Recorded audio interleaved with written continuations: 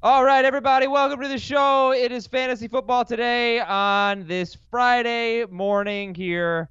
And look, I know you're upset about Patrick Mahomes. I come with some good news, maybe some optimism. Listen, the last time Mahomes didn't play, 2017, the Chiefs had the sixth best scoring offense in the NFL. Kareem Hunt was a top 4 running back. Tyreek Hill was a top 10 wide receiver. Travis Kelce was a top 2 tight end. So everything's going to be okay, right, Dave?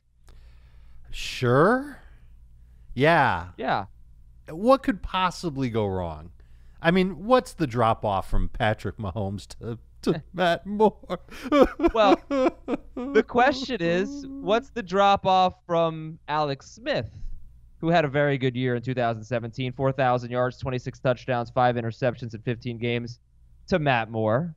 Jamie, are you fantasy freaking out about this? No, this is Andy Reid, so I feel good that he'll still keep his guys afloat. They're not going to be what they would be with Mahomes, obviously, because there is a talent drop off. But I feel more comfortable with Tyreek Hill and Travis Kelce than I do right now with Juju, for example.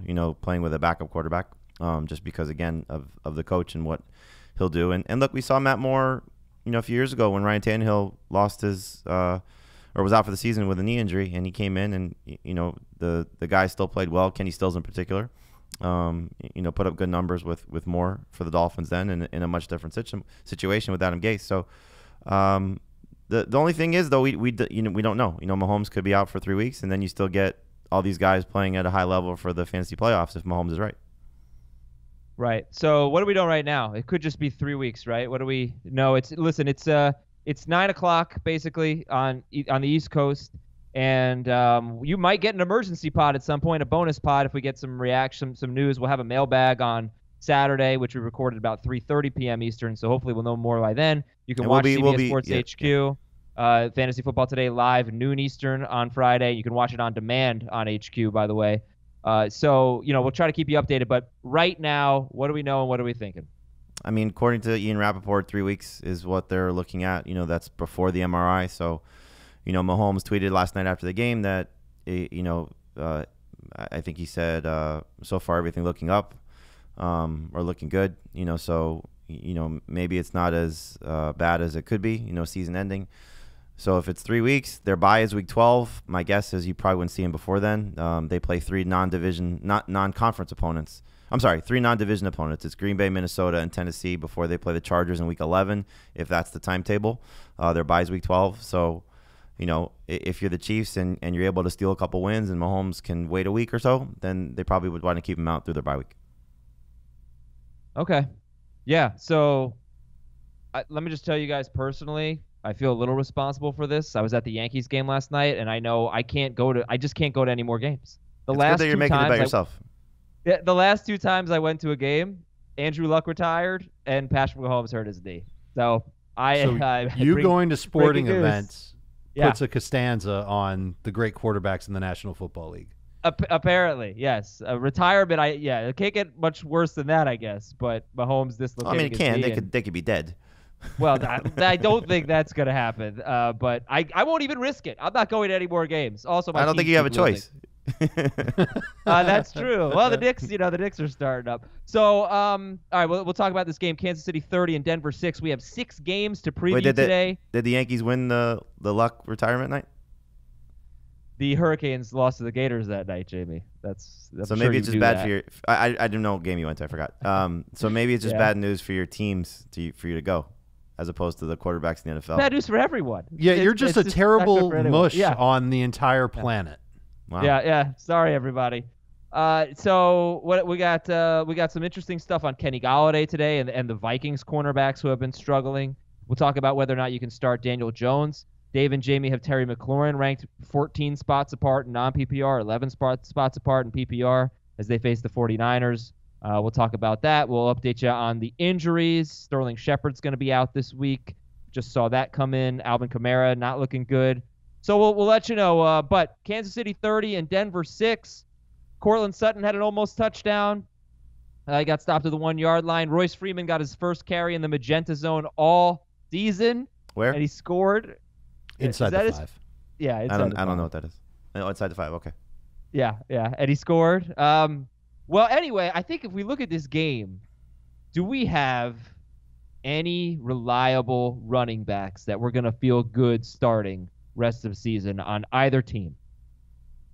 I mean, you're not going to bench Philip Lindsay or Royce Freeman as a result of this. You should feel a little bit of optimism with Freeman that they used him, to punch one in, and then he's been, playing more than Lindsay, and you saw last night he's basically their primary passing downs guy. So I came out of this one encouraged with Freeman. Lindsay is, kind of been what he is. When he has good matchups, he typically has taken advantage of. This is the first time he didn't.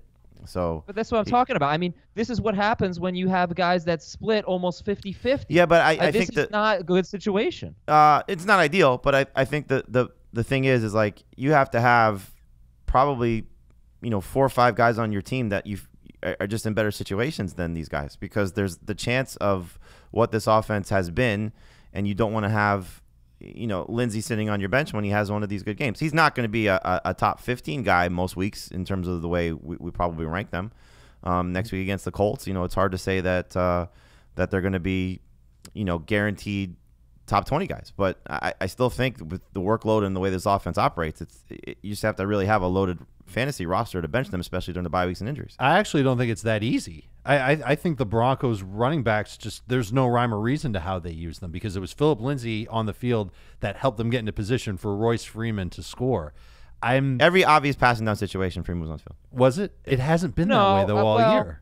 I don't think it's been that way all year. I think they. Oh, it hasn't been that way all. Last night it was though. I think they mix and match them to the point where neither one of them plays more than 3 or 4 snaps in a row, and then they replace them. So it's just a total revolving door. Annoying. It is. It's going to be very frustrating for fantasy managers, and it's the risk you take. But the nice thing about it is that they're going to get at least 12 touches per game. They're going to maybe even border on 15 touches per game. Yeah. You can use guys like that in fantasy.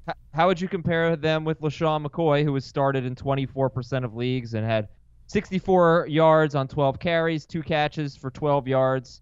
They didn't run the ball well. McCoy had 2 good runs, and otherwise Damian Williams was awful. Damian Williams is averaging 1.7 yards per carry. Oh, he's dropping. He had 9 carries in the game, and he had 6 of them in the fourth quarter with a huge lead. So I think it was probably a good thing in that sense for McCoy. But you're looking at McCoy, who basically has only had 2 good games this year, I'd say, and both of them were with Damian Williams out. So how would you rank McCoy with the Broncos guys? Behind them. Yep.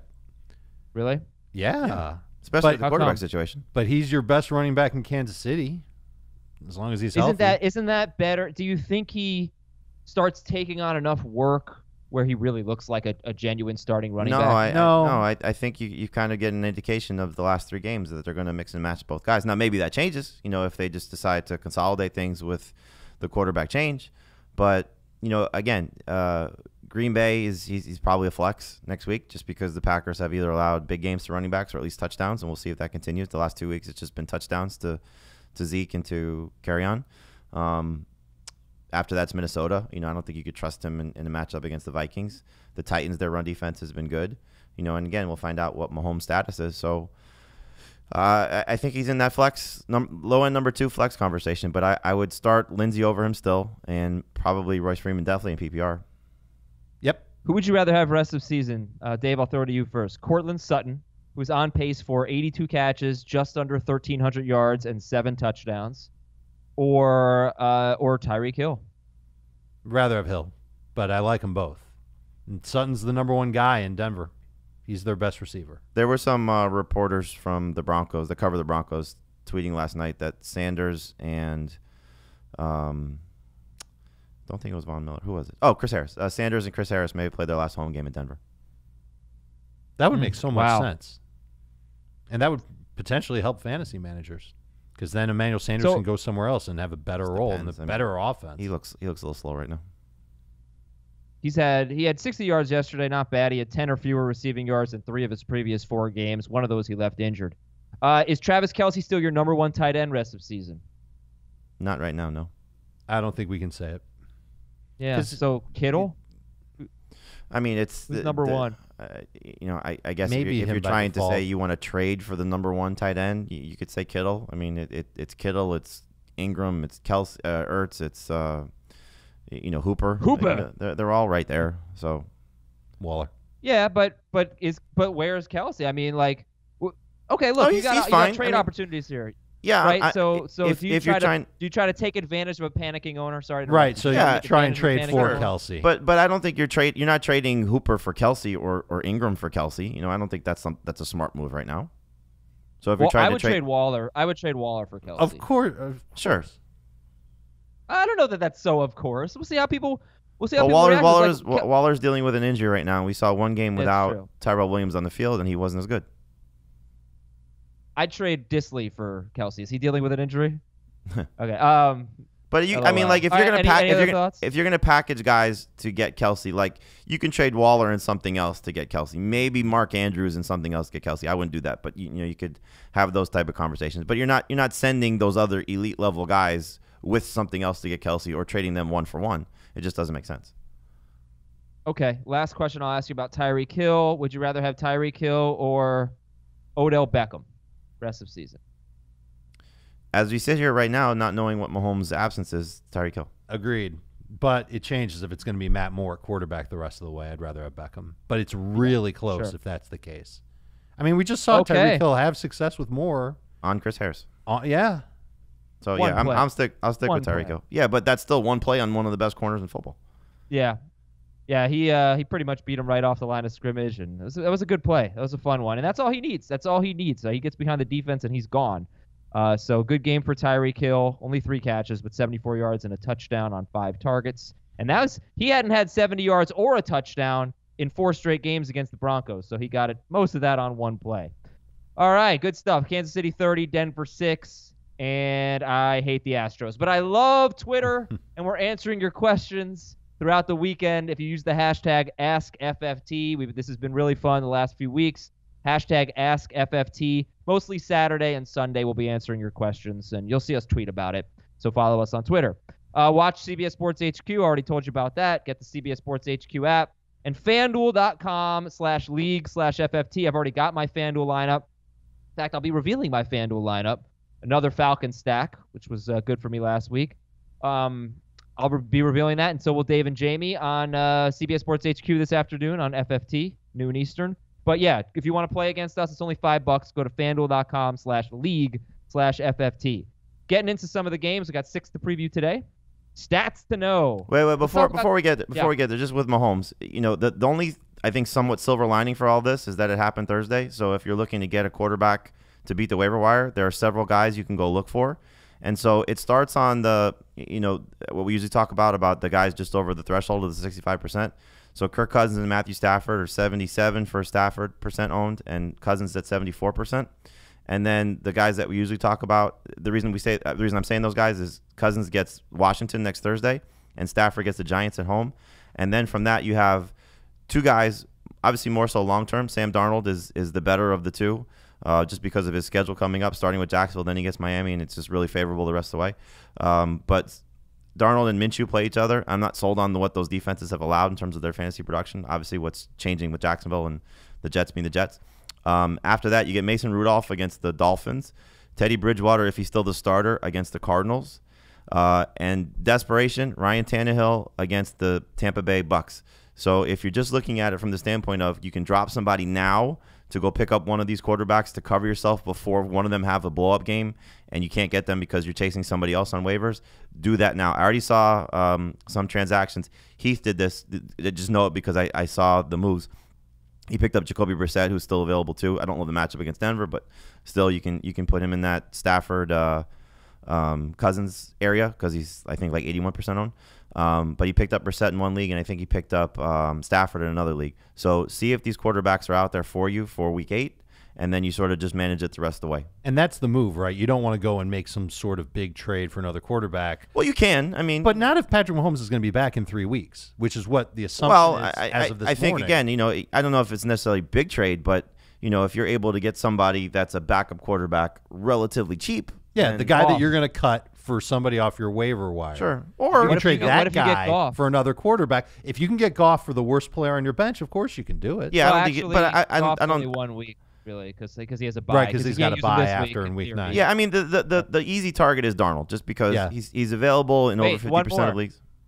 Cam Newton. Did you say Cam? So I didn't say Cam because we don't know if he's going to play next week, and I think that's sort of the wild card to it. But yeah, he's 49% owned, and so if you want to sort of be aggressive with it, but for next week, it's such a tough matchup against San Francisco that I don't know if you want to necessarily put all your eggs in that basket from a 1 week scenario of him maybe not playing. But if you can find Darnold right now, he can be your short-term and long-term answer, and just has a very good schedule setting up through week 14. And by that point, you'll know what Mahomes' status is. But, we'll find out come Tuesday how many people are still chasing a lot of these guys. I just think that if there is a silver lining to it on Thursday, it's that it's silver lining to it is that it happened on Thursday, so you can sort of plan ahead now with some of these backup options that may or may not help you, but at least you have the chance to do it already.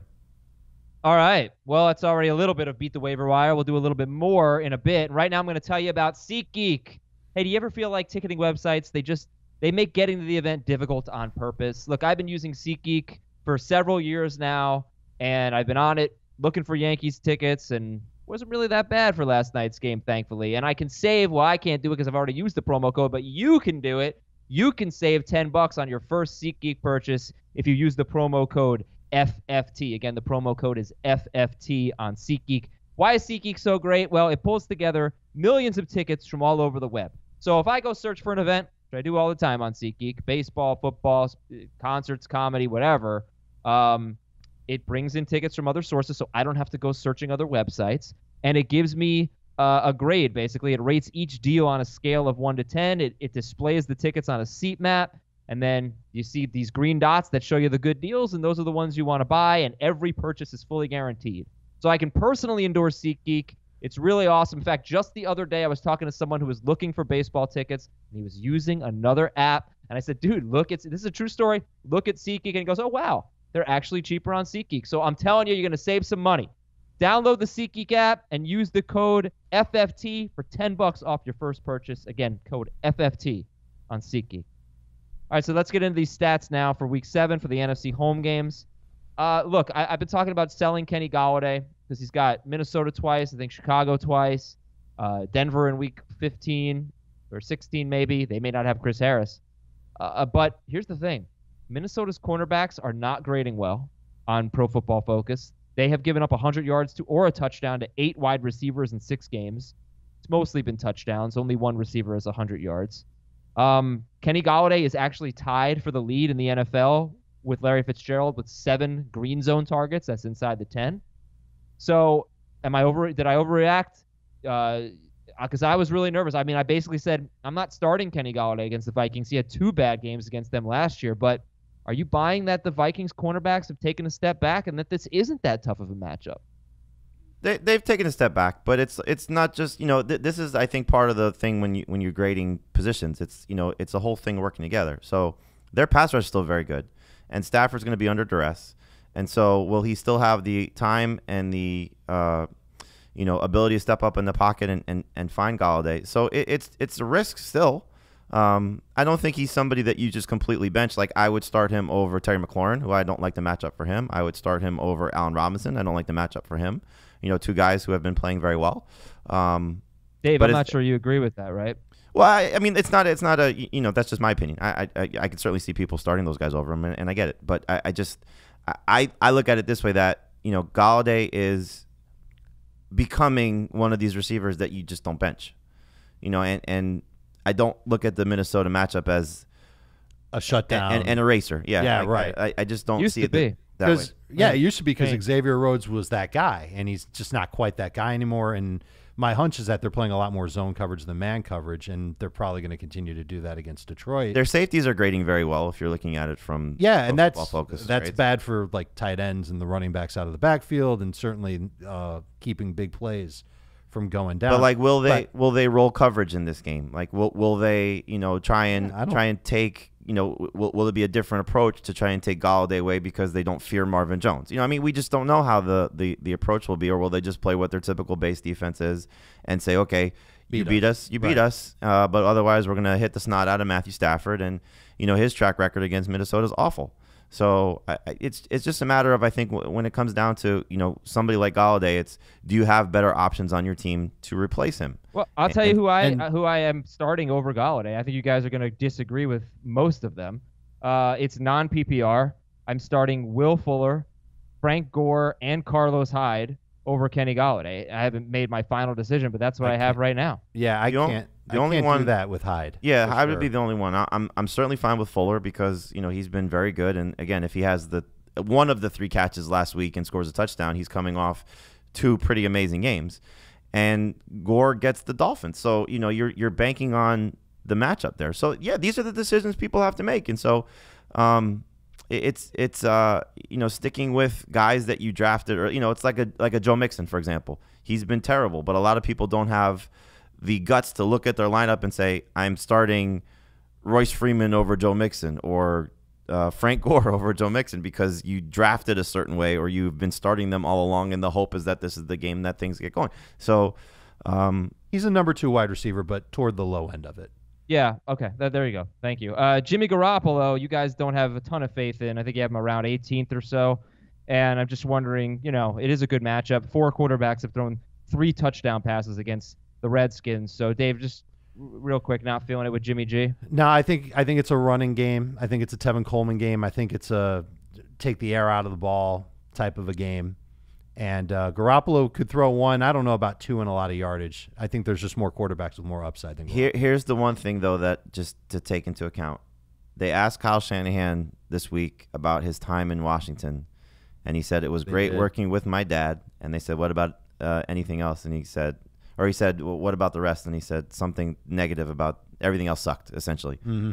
And so this could be a situation where if he has the chance to run up the score on Daniel Snyder, he's going to run up the score on Daniel Snyder. And so it would not be a surprise if Garoppolo has a big game.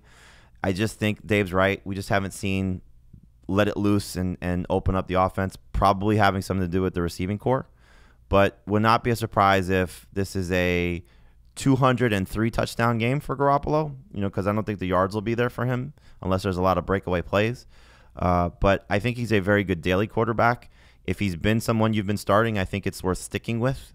But there's just a lot of good quarterbacks this week that I think you can hang your hat on more so than Garoppolo. The other side to it, too, is that we've seen Garoppolo have great matchups before, and only once this year is he top 20 fantasy points. Yeah, right. It's true. And you guys have Aaron Rodgers and Jacoby Brissett ahead of him, and Gardner Minshew as well. At least Jamie does. Yes, Gardner Minshew as well. All right, how about this? The Vikings against wide receivers. There have been the Lions, pardon me. Lions against wide receivers. There have been 9 wide receivers with 7 or more targets against Detroit. Only 2 of them have scored double digits in non-PPR, 2 out of 9. Only 3 have scored 14 or more fantasy points in PPR. So we're looking at Fitzgerald, Nelson Aguilar, and Keenan Allen. I don't know that they face a lot of great receivers, but how do you feel about Thielen and Diggs this week? I think Thielen is somebody just plug and play and don't get cute with it. Because, as we've seen, in bad situations in terms of targets and whatnot, he's still found a way to find the end zone. And when the targets have been a little bit elevated, it hasn't been clearly a dramatic elevation in targets, but he's gotten the chance to, have big games, 2 games ago being the best example against the Giants. I think from the Diggs scenario, it's a little similar, but on a lesser scale. I just, at this point, until there's a sway one way or the other, I think you just kind of stick with him as at least a number 3 receiver, but, a guy that should be considered a number 2 while there is a lot of receivers on bye and injuries. Like, he has to be a number 2 because of all the injuries, what he did last week, what the potential is, the fact that the pass rush for the Lions isn't anything close to dangerous. So Kirk Cousins will have time to throw. Well, it depends. Is there hands to the face or not hands? That's right. I think Diggs will be okay. You can look at we looked at the grades for the cornerbacks for the Vikings corners. You could look at the grades for the Lions corners. Their slot corner, Justin Coleman, has actually got great grades from PFF, but we've still tried targeting that as an option as for a matchup to exploit in fantasy. They're moving and maxing all over the field. I think they're going to get too many targets to say, nah, this isn't the week to use. Yeah, but see, that's where I disagree with you, the too many targets, because they haven't been getting too many targets. I mean, Cousins is throwing, under 30 times, so it's not like we're getting. Is that going to continue in this game? Oh, 100%. This is a Dalvin Cook game for sure. This is a game where they could just line up and run right through that Detroit defense, and I think they get back to kind of what they were doing early in the season. So Cousins, I think, is a little bit more of a game manager this week. You're talking 6 to 8 targets for both those guys at best. And that's kind of been a best-case scenario. So will they have success in those targets? That's the risk. I see it a little differently. I think it Detroit, could be a little higher scoring of a game than that. I think both teams will throw a decent amount. Detroit sees the second most pass attempts per game in the NFL. It's a little skewed, though, because of that Arizona game in Week 1. The other 4 quarterbacks they've faced have thrown 36 to 42 passes. Cousins, I think 36 is his maximum so far this year. Yeah, if there's a prop bet, take the under on 30 passes by far. 30? Under. You've underestimated his pass attempts, I think twice though this year against the Bears and the Eagles. Mike Zimmer came out and said we threw it 29 times. Are you happy? He does not want to have Cousins throwing more than 30 times. Because you win the ball when you win the game when you run the ball. You're counting on the Detroit offense to show up and play big here. If that's the case, then you should feel confident in Kenny Golladay. No, I'm counting. No, I'm not. I think when they've had to throw a lot, it's because their running game hasn't been that good. Dalvin Cook's actually had 2 pretty bad games running the ball. It's been against the Bears and the Eagles. Detroit not as good against the run as they were last year. This is a Dalvin Cook game. So Dalvin Cook is tops in the rankings for a reason. Okay. And then finally, you guys like Jared Goff a lot. He's on the road. He's never good on the road. We're going to preview that game in a little bit. Let's take a quick break here on Fantasy Football Today. When we come back, injuries, news, and notes, beat the waiver wire, and 6 games to preview.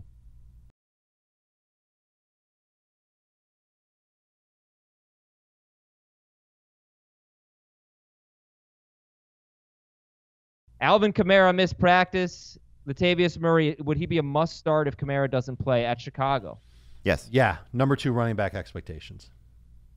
Okay, would he be better than a Rams running back? And who's going to be the Rams running back? It sounds like it's going to be Gurley. Would he be better than Gurley? No. I'd still start Gurley over. I would too. All 3 Green Bay wide receivers missed practice. So, Hal Lazard, team name Tuesday. That's from a listener, not from me. Mine are better. Darren Waller was limited in practice. Do we think he's going to play at Green Bay? The fact that he got downgraded midweek is not good, but yes, as of now. Got to check the Friday practice report. Oh, this would crush Derek Carr. Chris Thompson missed practice. We don't expect him. Still don't expect Amari Cooper, right? No. He's going to try and practice on Friday. That's the latest out of Dallas. Amari Cooper missed practice, but both Dallas offensive tackles did practice as they get ready for the Eagles on Sunday night. Marquise Brown missed practice, so it's not looking great for Marquise Brown at Seattle. Is that downgrading Lamar Jackson at all? No. Downgrades him all the way to 6th overall among quarterbacks this week, so you're still probably starting him. Josh Gordon missed practice. I did not see Philip Dorsett report. What's his deal? He did. He practiced. He was limited on the report, but he's been practicing all week, and we expect him to play. He'll play. Would you start Dorsett over Galladay or Diggs? I'll start those guys over Dorsett. I have Dorsett and Galladay very close. I think I have Galladay like 23 and Dorsett like 25. Okay. D.D. Westbrook missed practice. Sterling Shepard's not going to play. David Johnson is going to play, it seems. Seems very likely. There you go. Chargers left tackle Russell Okung returned to practice. That's very good news for them. Hopefully he can play this week at Tennessee. He's missed the entire season. Jets linebacker C.J. Mosley's missed most of the season. He plans on playing Monday against the Patriots. Is that going to put Sony Michel lower in your rankings? Well, also Rex Burkhead could play too, so that's something to keep an eye on. But yeah, I mean, look, Michel's not a very safe start. He's just a start. Right. Latavius Murray or him? We're on the same wavelength. Oh, Latavius for sure. I think if Mosley plays, I'll take Latavius. After 10 years, we are on the same wavelength. That is great. By the way, the Bears are a really tough matchup, but they do give up a lot of passing game production to running backs. So if Kamara's out, maybe and their D-line, Akeem Hicks being out also might hurt that. Who would you rather have rest of season half PPR, Sony Michel or Matt Breida? Don't you feel like Michel is like walking on eggshells every week and just one bad game or one fumble and he's erased from the Patriots offense? I made a trade yesterday in our auction league where I traded Matt Breida, Tom Brady, and Darren Waller for Le'Veon Bell, and that was the counter offer. The offer I sent out was Michel instead of Breida, and it was to Eric K, one of our managers here, and he said he asked for Breida instead, so I was fine with it. I think I'd still rather have Sony, but I think it's close. Okay. Let's see what happens with those magenta zone touches for the Niners this week, because it used to be Coleman, and he was so bad last week. We'll see what happens. Where? Jalen Ramsey's inside the 5. Status is undetermined. And I was reading an article on ESPN.com about the Cardinals. They're thinking that with Patrick Peterson back, it's actually going to help them a lot against tight ends. They'll be able to move some players around to do a better job against tight ends. So we'll keep an eye on that. In 5 out of 6 games in PPR, the tight end facing the Cardinals has finished first or second that week. Tyler Eifert is the only exception. That is incredible. And guys, do you expect Christian Kirk or John Brown this week? Brown for sure. Yeah. Kirk, not as of now. Okay, we got to beat the waiver wire here. Some DSTs. The Steelers DST, they're 60% owned. They're on a bye. They've got Miami next week. Get them. Detroit against the Giants. Detroit's 26% owned. It's a home game against the Giants. The Texans against Oakland. They're 56% owned. And maybe Green Bay at Kansas City, but they're 83% owned. So the Steelers, the Texans, the Lions, and the Packers, keep an eye on them. Jamie went through all the quarterbacks. Cam Newton, he did not say, but that's because he might not come back and he's got a tough matchup. But it's not a bad idea to get Cam Newton. But if you're Darnold, getting Cam Newton, then you're going to keep Patrick Mahomes. You're going to have Cam Newton. Do you need a third quarterback on top of those guys? I just meant in general. It didn't have to be Mahomes. Have to be Mahomes. You should also check to see if I know he's on a bye in week 9, but Drew Brees, what his availability is. I checked earlier in the week. He's available. He's owned in already 90% of leagues. Yeah. Maybe he's out there in a few. I don't think you guys are too enthused about Kareem Hunt, right? No. Not yet. But, if you're starting to play with an open roster spot, it's not a bad speculative decision just to see. I think there's a chance that Alexander Mattison could fill in and have a decent week next week against the Redskins. It's kind of a shot in the dark. Could be this week, too. Bucks. Yeah, the Bucks running backs are available in about 30% of leagues. They're at Tennessee. In terms of wide receivers, I've got kind of high-owned guys, but Mohamed Sanu against Seattle. Auden Tate at the Rams. Christian Kirk's 80% owned. He's at New Orleans. Curtis Samuel's about 70% owned. He's at San Francisco. Allen Lazard at Kansas City, maybe. Who knows? And that's about it. Mason Rudolph, I don't know if you mentioned him. Mason Rudolph against Miami. You did? Yep, but Deontay Johnson too, while you're going through it, just because of the matchup against the Dolphins, and we saw him play well with Rudolph. If you're just, I don't know what they'll be moving forward, but a couple of guys for this week, potentially, and I'm going to play a lot of them in daily, is not just Lazard, but Zay Jones. We'll see what he does in Oakland now that he's there, and if Tyrell Williams is out for an extended period of time with the foot injury. Duke Williams, if you want somebody for this week because of what the matchup is against Miami, and if he becomes a little bit more of a prominent role. Right. He could be the forward. Replacement for Zay Jones in that offense in the Buffalo Bills. Well, I mean, he is. That's why they traded him. And then... Well, they could go with another guy. Well, no. Other receivers. That's kind of why they did if Robert Foster's healthy, he could be that guy. We don't know who the third guy is. I think it's Duke Williams. I think so, too. Not saying it's... Adam Humphries with the scenario now of Ryan Tannehill and the matchup next week against Tampa Bay in the revenge game. But for this week also against the Chargers. So, guys that are just widely available. And Cole Beasley, too. This week you can use him against the Dolphins. That's the one I was going to say. We talked about him on Tuesday with the waivers, too. His role is growing. Deebo Samuel's hurt. And so, all these guys are in play for this week. And I think for next few weeks if things work out well. Pettis is owned in only 23% of leagues. He deserves a bench spot for sure. Right. Yeah. If you can't get the advice that you need on CBSSports.com or on this podcast, why don't you make a post on ZipRecruiter and say you need a wide receiver for your team? Doesn't quite work like that, but it does work very well. ZipRecruiter.com/FFT if you want to try it for free, because hiring can be a slow process. Cafe Altura COO Dylan Miskowitz needed to hire a director of coffee for his organic coffee company, but he was having trouble finding qualified applicants. So he switched to ZipRecruiter. ZipRecruiter doesn't depend on candidates finding you. It finds them for you. Its technology identifies people with the right experience and invites them to apply to your job so you get qualified candidates fast. Dylan posted his job on ZipRecruiter and said he was impressed by how quickly he had great candidates apply, and he also used ZipRecruiter's candidate rating feature to filter his applicants. So this is how he quickly got great candidates and the most relevant ones. And that's how Dylan found his new director of coffee in just a few days. With results like that, it's no wonder 4 out of 5 employers who post on ZipRecruiter get a quality candidate within the first day. So see why ZipRecruiter is effective for businesses of all sizes. Try ZipRecruiter for free at our web address, ZipRecruiter.com/FFT. ZipRecruiter.com/FFT. One more time. It's ZipRecruiter.com/FFT. ZipRecruiter, the smartest way to hire. All right, the second half of the show is entirely start or sit. We're going to start with the Rams and the Falcons. We're going to take a little video break, but come right back on the audio. No commercial break or anything like that. But Dave and Jamie are going to head on over to the audio studio, and you can watch the rest of FFT on youtube.com/fantasyfootballtoday. All right, guys, I'll talk to you in about 5 seconds.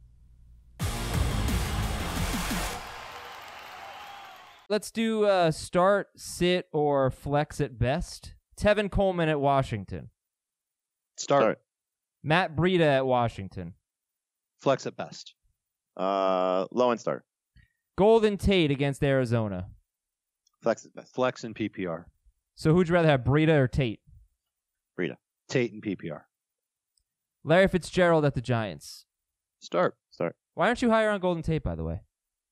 Because Evan Ingram's I think there. that's where Peterson goes. Saquon's there. You think Peterson follows him? I think there's a likelier chance of that than him running free. Interesting. Does he usually follow guys into the slot? Like slot receivers? No, that typically has not been part of Patrick Peterson's MO, but we've never seen him with this coaching staff, so they could ask him to do that. I just don't know if he warrants it. I almost wonder if Evan Ingram draws Peterson. Yeah, that would be interesting. That'd be fun. Larry Fitzgerald at the Giants. Did I say that already? I forgot. Yeah, you did. He's a start. Okay, sorry, I was focused on Tate. You'd rather have Fitzgerald than Tate? Yeah. Okay. Look, Tate made a great catch last week. I don't know if he's going to get nearly as many targets now that everybody's healthy in New York. That's true, but he faced like a suffocating defense last week. These two teams, the Giants and the Cardinals, are just awful against anybody who catches passes, basically. Chase Edmonds at the Giants. Desperation starter. Okay. Flex at best. David Montgomery against the Saints. Sit. I would prefer to sit him, but I think he does qualify as flex at best. Latavius Murray at Chicago. Number 2 running back. Start. Start if Kamara's out. Sit if Kamara plays. Allen Robinson against the Saints, who are number one wide receivers against the Saints, have been terrible 3 weeks in a row. Sit. I would prefer to sit him, but in PPR, you might have to flex him. The Rams are at the Falcons. This should be a high-scoring game. Okay, so Jared Goff. So what I did, I went back to his last 11 regular season road games, all of last year and so far this year. Only once has he scored more than 21 fantasy points in 6-point per passing touchdown leagues. But I looked at his games against teams that were in the bottom 10 against quarterbacks, so like top 10 matchups for Goff. He has scored in those games 21, 20, 34 at New Orleans, and 17 fantasy points. So you guys have a lot of faith in him. You both have him in the top 8. Heath has him 13th. Convince me on Goff. Well, he's playing the Falcons, whose defense is atrocious. They're terrible getting after the quarterback. They're miserable in the secondary. They have no idea what they're doing. At least it looks that way when you watch them. And he's got great receivers that can make plays after the catch. And we don't know what the running game status is. So it makes sense for Goff to shoulder more work and take advantage of the favorable matchup. Okay. So, it's basically like the big 6 guys and then Goff. And who do you have ahead of Goff? Who's 7 for you, Dave? 7th for me could be Wentz. Okay. No, it's Brady. Brady, okay. Atlanta's allowed a passer rating of 118.1 or better to 4 straight quarterbacks, including Brissett and Mariota. Todd Gurley, how much do you like him this week? I think he'd suit in as a number 2 running back in my rankings. Who's the best? You're going to start him. If he plays, you're going to start him, and he can find the end zone and maybe even catch 3 or 4 balls. Who's the best running back in this game, Jamie? Devontae from easily. I don't know easily. I mean, Gurley. If Gurley were healthy, I think we'd say Gurley, but we just don't know. We don't know. If Gurley plays, I would take him over Freeman in non-PPR. Dave, have you ever heard the song "Easily" by the Chili Peppers? No, but it probably has a dope bass. It's one of their most underrated, most awesome songs. I recommend it to everyone. Red Hot Chili Peppers, easily. Okay, Gurley or Tevin Coleman? I'd probably go with Gurley, especially if Coleman for sure. Why? Tevin Coleman over Gurley? Yeah. Better matchup. It's a better matchup, but wouldn't Gurley get more work? I don't know. And it's not like the matchup's terrible for Gurley. Gurley usually gets 15 carries. That's a healthy Gurley. That's a healthy Gurley, yeah. You know what's? I think like when you're comparing him to Freeman, there's a little bit better chance of him. Freeman scored on receiving touchdowns. That's not necessarily something you want to hang your hat on with a running back. And with Gurley, at least there's a chance for him to fall in the end zone. Yeah, but we were comparing him to Tevin Coleman, right? You like Coleman. But that's what I'm saying, like tying all three guys in. Okay, I do feel. Sorry. Okay, I think Coleman probably has the better chance to score. I think Gurley's got the better chance to get 100 yards. Oof. Even though it's been a while since he's done it. Bad that I don't even know if by the way, the Falcons' run defense has really not been that bad. They're giving up just 4 yards per carry to running backs, but a running back scored double-digit fantasy points in non-PPR in 4 of the last 5 games, I think. So, yeah, I don't know. Look, obviously you're going to start Gurley because we want people in this game. And speaking of which, we have got basically 6 wide receivers to talk about. And how much do you like the 3 Rams and the 3 Falcons? You got to love Julio still. You're going to start Ridley as a number 2 receiver. Cooper Kupp is a stud. And so there might be some hesitation about Robert Woods and Brandon Cooks. I would say that they've got a great opportunity because of the matchup. It's just a matter of targets for both of them. One guy's going to let you down.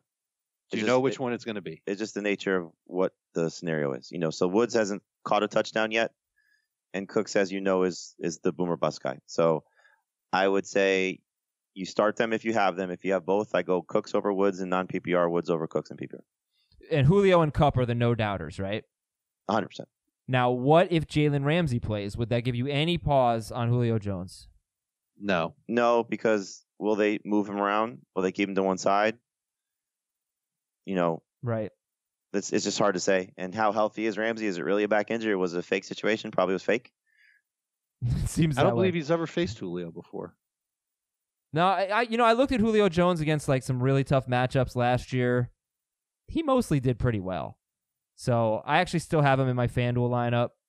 It might be a little contrarian if Ramsey plays because people are not starting Julio, and I get it. But I think he'll be fine. I think he's just due. It's got to happen eventually. So who's the 3rd best receiver in this game? Is it Ridley? Is it Cooks? Is it Woods? Is it Sanu? I'll say Ridley.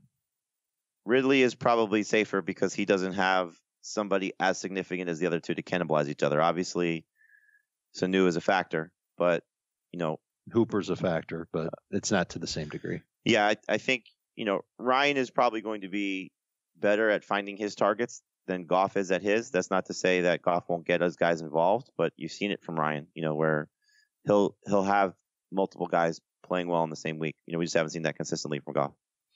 Okay. And then if we use the Kenny Golladay line, since Golladay is a number 2 wide receiver that you can't really get away from. Julio, Ridley, and Kupp are ahead of Golladay. I put all of them ahead of him. Same. Sanu's the only one I put behind Golladay. Okay. That's fair. Cooks, I've got 1 spot ahead of Golladay. I'm just Cooks has not had a good game on the road. I'm starting Cooks. But he has struggled on the road as Goff has struggled on the road. He averaged 55 yards per game on the road last year. I think if Cooks can't get it done and he gets a decent amount of targets in this game, you can consider him much worse than what he has been. This should be an obvious blow-up spot for him. I know everybody's going to start Austin Hooper. What about Gerald Everett in this game? He's only 66% owned. I'd prefer somebody else. I like him in the low-end starting range. So I'd start him over Graham. I'd start him over Delaney Walker. I'd start him over Jared Cook.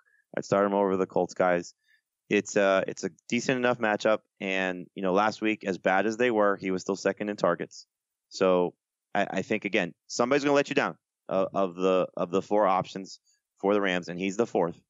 But I still think, you're just looking at what he's been doing the last several weeks and what the position is and the matchup, it's worth investing in. And both the Rams and the Falcons have been struggling against tight ends lately. There really is no good reason why we shouldn't have a lot of points in this game. Start the kickers and the quarterbacks, and you probably want to sit the DSTs. Minnesota is at Detroit. All right, so your stat of the game is about Kenny Golladay. We already talked about that and the cornerbacks and all that. Let's talk about the quarterbacks in this game. Who do you like better, Cousins or Stafford?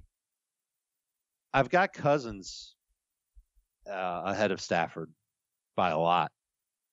And I think that it's because of the receivers that he has. I know that the Lions secondary has played great. I'm still not sure if I believe that they can shut down Thielen and Diggs. Neither are in my top 12.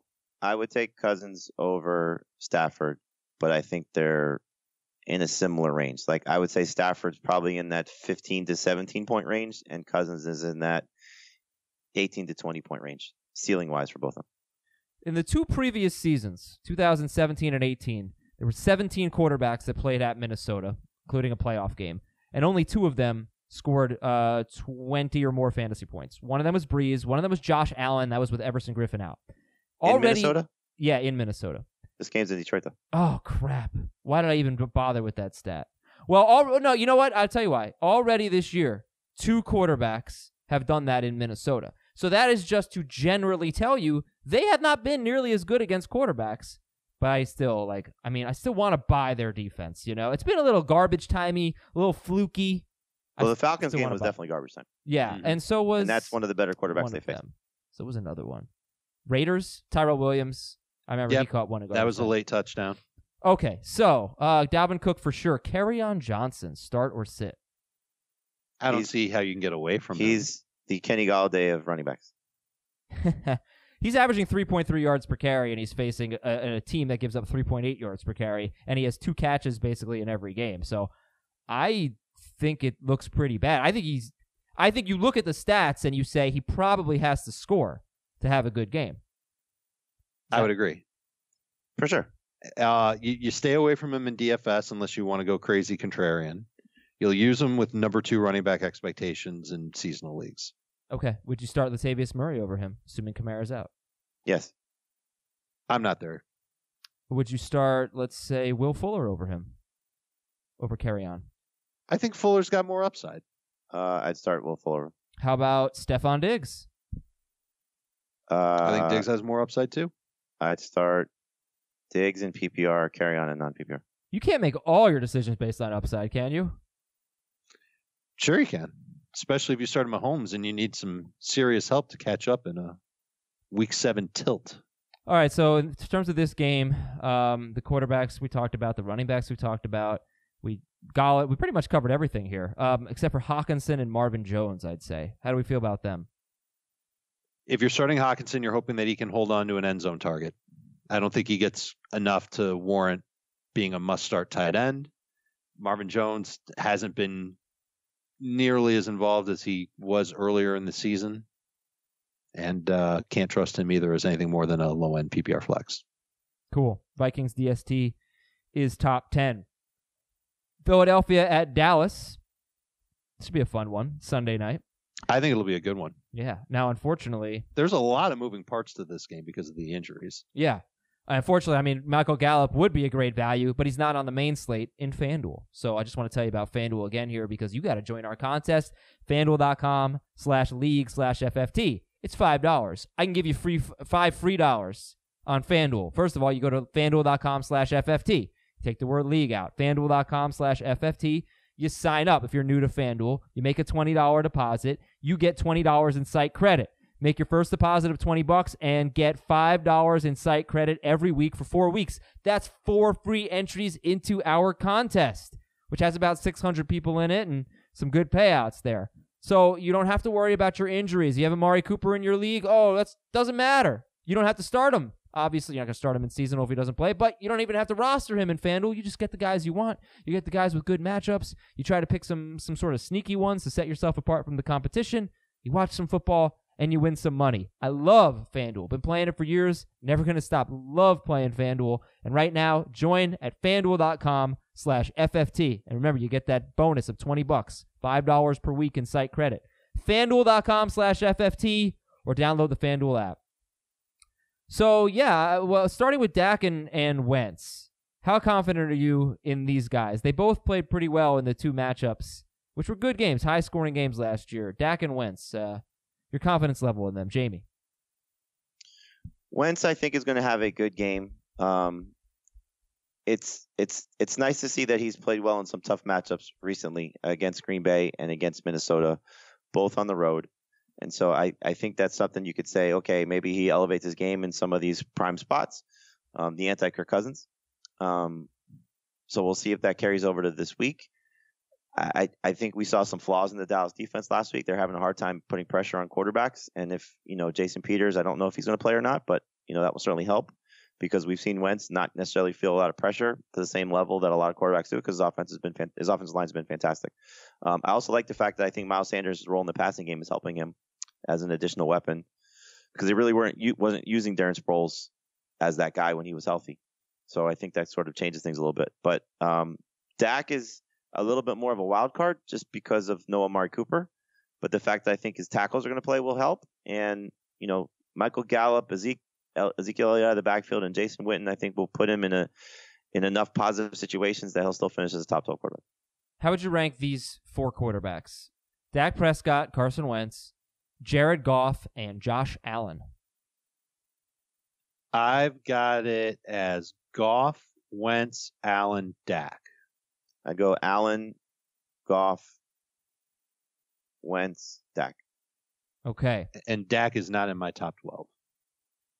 Yeah, I'll say it's a game where Dak will run a Jamie. little bit too, which will help his floor. I mean, it's interesting to start him without Amari Cooper, That's got to be a bit of a concern. We're assuming Cooper doesn't play here. Right. And here's the thing. The Eagles' pass defense has been atrocious. They could get Sidney Jones and their best Jones quarterback. has been playing. Darby is the one that they might get back. Not that they don't have anybody that's, an amazing corner that's going to wipe somebody out. They just need guys who know what they're doing and have some speed. And Darby can at least give them that. Okay. Sidney Jones missed the Jets game in week 5, right. but he did return He's been back. week. He's not even on the injury report. Okay. So they'll have him and hopefully right. Darby. And then the Cowboys might be without 2 of their starting cornerbacks. Byron Jones hasn't practiced. And Brown, who I believe is their 3rd corner, is also, I don't think he's expected to play. So they could be a little thin in the secondary. And that could change the outlook. Between that and their pass rush, that could change the outlook for Alshon Jeffrey. Make him an easy must start. Where do you have Jeffrey now? Where is he compared to Galladay? I've got Galladay ahead of Alshon as of now. That can change with the matchup. I like Alshon a lot. I think we've seen him, in the games that he's been healthy, been productive more times than not. This is a favorable situation for him, in my opinion. Targets have certainly been there. 7 or 12 targets in all 4 games, not counting the game he left with an injury. Deshaun Jackson, would you start him if he plays? Yep. Flex. Boom bust flex. Okay. Yeah, fair. Because they're not going to let him play unless he's got speed ready to go. They're not going to put him out there less than 100%. How much do you like Michael Gallup? Love. I think I like him enough. I definitely like him as a number 2 fantasy receiver. I think Love could be just a little bit too strong for me, but should have a lot of volume, should have a lot of targets. And we already talked about the Eagles secondary. So you'll start him, number 2 receiver. Yeah, he's top 16, I think, for everyone. In PPR, he's top 18 for everyone. So Michael Gallup is going to be in your lineup. Just to follow up, though, does it bother you at all that he had his worst game without Amari Cooper last week at the Jets? No, that doesn't bother me. And His defense is bad. Jordan Howard, guys. Jordan Howard, starter sit. You can't feel good about starting him. Flex at best. Jason Witten is top 10. Flex at best. Jason Witten or Gerald Everett? Witten for sure in PPR. He's safer in non-PPR as well. By the way, would you rather start Jordan Howard or Miles Sanders? Sanders. Howard in non-PPR, Sanders in PPR. 3 more games. Arizona's at the Giants. Boy, these teams are bad against wide receivers. I don't know if the wide receiver stats really mean anything for Arizona because they're getting Patrick Peterson back. But the Giants, there have been 5 wide receivers with 7 or more targets against the Giants. 4 of them have had 100-yard games. The other one had 72 yards, John Brown. Giants defense definitely gotten better over the past few weeks, but we should get a lot of points here. No, you like Kyler Murray better. But I want you guys to talk about Daniel Jones because, Jamie, I think you have Daniel Jones like 10th, and Dave, I think 16th. So, Jamie, you've got Jones as a start. Yeah, you have him 10th, and Dave has him 16th. I'm the man. And I think Heath is the highest. I think Heath has him 8th. So, Jamie, start Daniel Jones. Yeah, absolutely. I mean, Arizona's defense, I don't care if they're getting Patrick Peterson back. They're not good. The pass rush is not going to be there to the same level that Daniel Jones has faced the last 2 games. And I think getting Evan Ingram back and Saquon Barkley back and having now Golden Tate, it gives him his full complement of weapons at home in a game that should be high scoring. I like Heath's theory on the fact that they'll have to put up points because Kyler Murray is going to put points on their defense. So I think it's going to be a fun game. Should be one of the better ones in terms of fantasy production all the way around. And so I think Daniel Jones will get back to what we saw in week 3. Not to that level of 37 fantasy points, but he'll be above 20 for the first time since that game. He's a top 10 guy and a must play daily because he's so cheap. Yeah, the daily thing I get, especially in tournaments because of the price tag. In seasonal, I don't know if I can name I think I can name 12 quarterbacks I'd rather start. So I think he's fine as a streamer. If you don't believe in Josh Allen or you can't get your hands on Josh Allen or Jacoby Brissett or Gardner Minshew, I think you can go with him. He's better than those guys. I don't think he will be. I think all those other quarterbacks have a better chance. The ones that I wrestle with, honestly, are Kirk Cousins and Dak Prescott. And I think it's easy to sit Kirk Cousins for Jones, but Cousins has played very well the last 2 weeks, and I wonder if the Vikings coaching staff lets him throw a little bit more. Dak, if he doesn't have his offensive tackles and no Amari Cooper, I think that's an easy one. You can start Jones over him. Well, Aaron Rodgers, though, is another one that's interesting to me. Because, like, Dave, you have Rodgers 11th. Jamie, you have him 14th, which means Jamie has Daniel Jones ahead of Rodgers. Dave does not. And I really have trouble trusting Aaron Rodgers. He's had one good game, and he has no wide receivers. Oh, totally. Yeah, Daniel Jones easily over Aaron Rodgers. And I think, just look at it, Adam. If you have don't go to this game because I don't want you to mush these guys that are going to be really good. Any game. So leave Daniel Jones alone. Don't wear a Daniel Jones jersey. Don't wear a Giants jersey because Jones is going to have one of the best games of the week. Okay, I hope so. Which means what for their pass catchers? Who's going to have the big game? Ingram, for sure. And it could be Golden Tate. Darius Slayton, sleeper? Absolutely, 100%. Daily sleeper. Seasonal as well. Okay, we love David Johnson. David Johnson is one of my FanDuel running backs. Saquon Barkley is not, because I just didn't want to. He's the most expensive one on FanDuel. I just want to make sure he's healthy, but there is no reason to be afraid to start Saquon Barkley, obviously, or David Johnson. Like Larry Fitzgerald, when do we look at the fact that he just hasn't been very good? 4 straight weeks, basically. Yeah, it's really true. You're still starting though. And part of the reason, because he's Larry Fitzgerald. Is that why? Because I think the Cardinals have turned over a new leaf on their offense, and they're using their running backs a lot more, and they're just generally running more. And I think they could continue to do that this week. Yeah, I mean the stat that I gave about the Giants, right? 8 wide receivers with 6 or more targets. Oh, no, that's about Arizona, sorry. 5 wide receivers with 7 or more targets. 4 of them have had 100 yards. And the other one was 7 catches for 72 yards. So Larry Fitzgerald's had 7 or more targets, I think, in all but 1 game. Yep. So, again, and he's got 5 catches or more in every game. It sets up well. He just hasn't. He's 36 to 69 yards in 4 straight games with 1 touchdown. And the first 2 games of the year, he was over 100 yards, but he had double-digit targets. And that just hasn't happened since week 2. Yeah, they're throwing a little bit less. Okay. This game has a lot of starts. And then Tate's kind of on the fringe there. And that's it, right? Good to go? Yep. Yeah. The kickers in this game could be pretty good. Hey, yes. Yes, they could. Zane Gonzalez has been a top 10 kicker this year. San Fran. And the Cardinals allow a lot of points to kickers. Aldrich Rosas. Rosa. Brooklyn 99. San Francisco you and can Washington. get a Rosas jersey. I like Aldrich Rosas. He might be the best player of the team. Okay. Come on. Here's a rehashed stat of the game for San Francisco and Washington. No running back has scored a touchdown against San Francisco this season. Gave that one last week, and it held true by inches. Crap. Now I can't use Adrian Peterson? Here's a new stat of the game. Terry McLaurin. Like I said, they're 14 spots apart in the rankings for Dave and Jamie in non-PPR. I think 11 spots in PPR. Terry McLaurin has had 7 to 9 targets in every game this season. 2 wide receivers have had exactly 7 to 9 targets against the Niners. Both of them had 81 or more yards and a touchdown. That was John Ross and Juju Smith-Schuster. The one thing I'm just not sure about with this Niners defense is can they cover wide receivers? Because they were terrible at it last year. They were terrible at it for most of this year, but recently they've done well against Beckham and the Rams guys. Their pass rush is so good, it's maybe making their secondary look better. But McLaurin, you both have him as a start, but Dave has him as a must start. So, Dave, I'll give you the first word on McLaurin. I might be a little high on McLaurin, but I love what he does. I love that Keenum looks for him. I believe that the Redskins are going to have to throw to stay somewhat involved in this game. And I'm with you on the 49ers secondary. I'm not sure that they've got 3 great cornerbacks. I think they have one. I think Richard Sherman can still be that guy, but he plays to one side, so they can line up McLaurin away from him plenty. Kello Witherspoon, not going to play in the game. They're going to test the other corners there, and I think that McLaurin's going to keep getting opportunities. So I'm not nervous so much about him. Do I think he can have 100 yards and a touchdown? No, and that's why I have him ranked too high, because I just don't think he can get there. But I think he can score, and I think he can get decent yardage and catches on top of it. He is the Washington offense right now. Yeah. And I think it's going to be a situation where Case Keenum is on his back the entire game, because while the cornerbacks and the secondary is not as good as the numbers probably indicate for San Francisco, the pass rush is as good as the numbers indicate for the 49ers. And that offensive line is bad for the Redskins. I don't see anything changing that this week.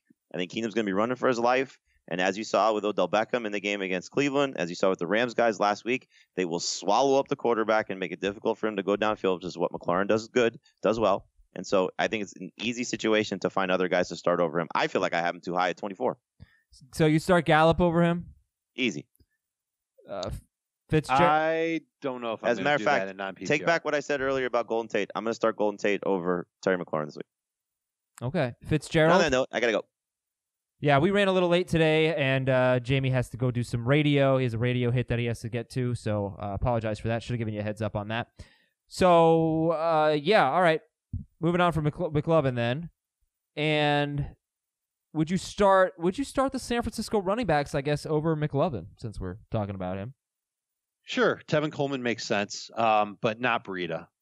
Breida gets good volume. He gets 15 touches per game, but he doesn't work in the red zone. Let's put it this way. We'll see. There have been like 27 snaps or so that have been in the red zone for the 49ers when Coleman and Breida have both been healthy. Coleman's had 25 of them. It's a lot. Yeah, I know. You can't overlook that if you have Breida. I think he's good as a flex, but you're counting on him to give you a really good fantasy game. He's got to have a breakaway run. Washington's allowed 6 runs of 20-plus yards this year. I it's really not won a game, but I think don't know if it's enough to really feel good about Breida. This is the one thing I'm watching most closely this week is what happens in the magenta zone with these running backs when they get near the goal line. Did Coleman blow his chance? I'm not going to belabor it. I talked about it enough on Sunday and maybe today already. So I just want to see. I think you have to treat it as if Coleman is still the guy near the goal line, as Dave said. But let's just see what happens. And would you start any San Francisco wide receivers in this game? Not confidently. Okay. Pettis has started to come out of his shell a little bit, and maybe he's got a chance to put up some okay numbers, but I don't think you can trust it. Start George Kittle. He's going to be awesome. Like you would go Alan Lazard over Dante Pettis. Okay. That's obviously Lazard's contingent on how many Packers wide receivers being out. 2. Okay. So let me ask you a question, Dave.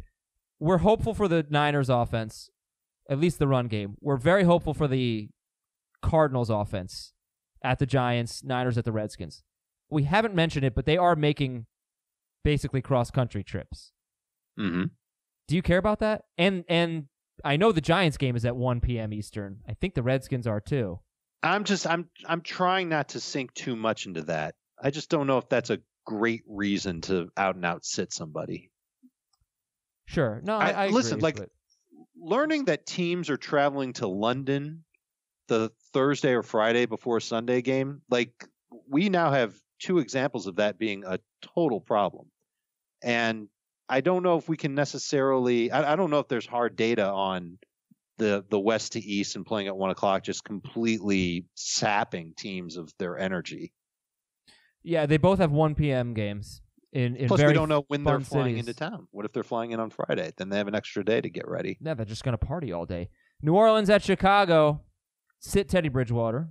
We've talked enough about the Saints running backs, but actually we haven't really talked about the Saints running backs if Kamara plays, because he has not been that good. He has 10 or fewer fantasy points in non-PPR in 4 of 5 games without Drew Brees. That's Alvin Kamara. And he was really bad last week, but he's a no doubt in PPR because he catches passes. But in non-PPR, if Kamara plays... He's a no doubt in non-PPR too. His potential is way too high to sit on the bench. I mean, I agree. But you are talking about the Bears who allow 3.5 yards per carry to running backs, Last week, Kamara was hobbled, and he only got 11 carries. He only had 66 total yards. I don't want him to play. I don't want to make this decision. I don't think he will. Good. It's just a hunch, and even if he does play, I think he would lose some significant playing time to Latavius, and we saw that last week. Chicago has held Devontae Adams, Cortland Sutton, and Adam Thielen to less than 40 yards with no touchdowns. On the other hand, they struggled against Emmanuel Sanders, Paul Richardson, Terry McLovin, and Stephon Diggs. Start Michael Thomas. I'm just saying. Start Michael Thomas. You'll take your lumps with Thomas this week. It's a bad week to have Patrick Mahomes and Michael Thomas in your starting lineup. How do you feel about Jared Cook? I don't want to start Jared Cook if I don't have to. I'm afraid that people are going to look at what he's done the last 2 weeks, and they're going to see the fantasy points he put up, and they're going to say, oh, I got to get this guy. But basically what he did was just caught a touchdown. He's a touchdown or bust tight end. Do you think he can catch a touchdown for the third straight game? Maybe. But I think the Bears have a good plan of taking away tight ends, especially in the end zone. I think they can do a better job against Cook, and I wouldn't want to use him. Okay, the Chicago running back, you're going to sit Trubisky, obviously. The Chicago running backs against the Saints in 3 games against Sheldon Rankins, with Sheldon Rankins healthy. The Saints have allowed 9 or more fantasy points in non-PPR to all 3 running backs, the 3 running backs they faced.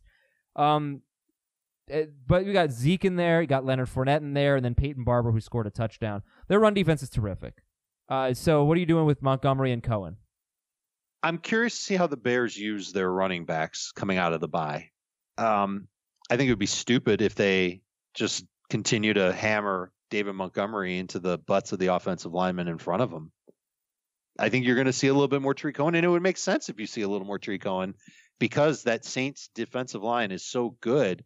Why not work around them? Why not use your speed and let Trubisky throw to Tree Cohen a little bit more? So would you rather start Tariq Cohen in PPR?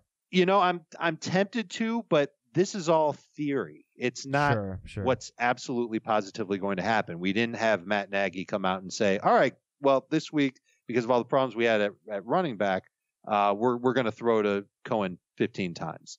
Basically, he's not going to come out sits. and he's going to say that. Let's just say that they're sits, right? You want to try to get away from them. Exactly. Yeah. That's the point. But I think if you want to take a chance, and this is in daily too, Tariq Cohen isn't so bad. No one's talking about him. No one's thinking about him. And unless the Bears are just blind to what's been happening, or they pin their running back problems on Kyle Long, which they might do because Kyle Long just didn't play well and now he's out and they're going to replace him. Unless they're that, you're going to see some sort of change at the running back spot there. Tariq Cohen has had 8, 2, 2, and 2, 2, 2, and 6. He's had 3 games with 2 catches. His other 2 games, he has 14 catches, so very inconsistent there. 4 running backs have had 30 or more receiving yards against the Saints, which is okay. And finally, Allen Robinson, we touched on it earlier. The last 3 weeks, Marshawn Lattimore's just been on fire. Yeah. So who was it? He's held Amari Cooper, Mike Evans, and DJ Chark to a total of 60 yards. That's amazing. Yeah, he's been great, and he's even been following into the slot. And I think that Allen Robinson's going to see quite a bit of this guy. Okay, so Golden Tate over Allen Robinson? I'm not the biggest Tate fan, so I'm not going to say that, but I think it's pretty close. Cool. Dave, thank you. Thank you. All right, everybody. What are we going to do to end the show today, Dave? I don't know. Don't you want to talk about our radio show? Oh, yeah, we have a radio show Saturday night. Saturday night. 2 hours. Hold on. You and me, 2 hours. National radio. Yeah. Taking everybody's calls. We're only going to talk about the Miami-Georgia Tech game. That's it.